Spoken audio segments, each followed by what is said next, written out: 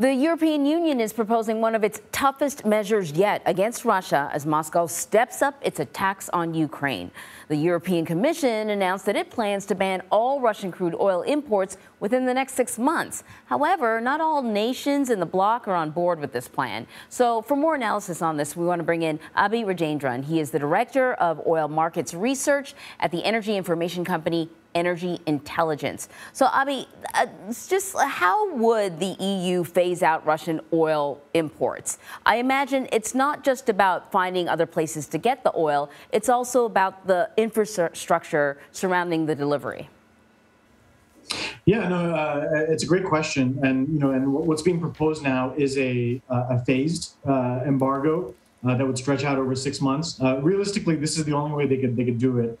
They're not going to be able to do it cold turkey. Mm-hmm. The EU bloc imports a little over 2 million barrels a day of oil from Russia, accounts for about half of Russian exports of oil.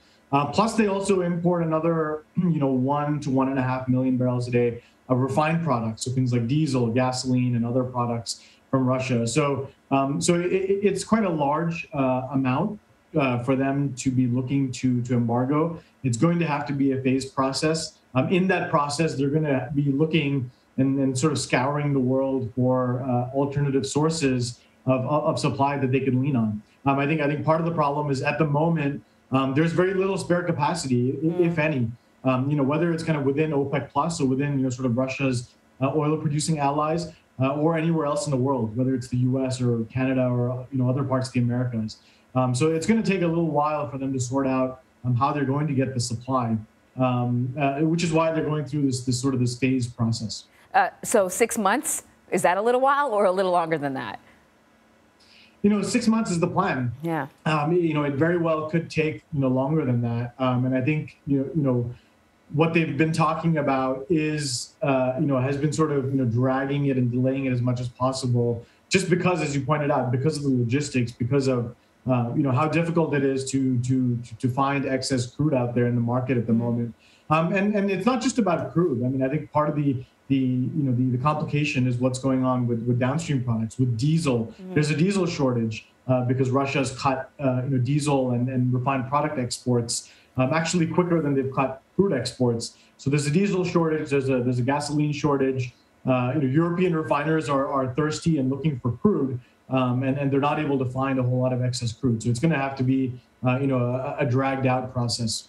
So I don't know if you can speak to this, but I'm thinking if you're a country and you have, a pipeline taking crude oil from Russia to you, it's a pretty efficient process. If you then somehow secure oil from, say, Canada, it's going to be a lot tougher to get that oil to you. Does that mean it's going to be a lot more expensive as well? Yeah, and this is why you're seeing pressure on shipping rates. You're seeing pressure on tanker rates, and and certainly it's this is, by the way, for Europe. It's not just an oil story; it's also a gas story, right? Instead of getting piped imports in from Russia, now they are looking for as much shipped cargoes of oil, of gas, and other products that they can get their hands on from different parts of the world. So, but logistically, certainly it's more complicated, right? And I think that's why they're going to have to go through this phased process to gradually look for as many cargoes as possible to replace what they're trying to back out of Russia. Abhi, something tells me we're going to be talking about this for 6 months and beyond. Thank you so much. Thanks for having me.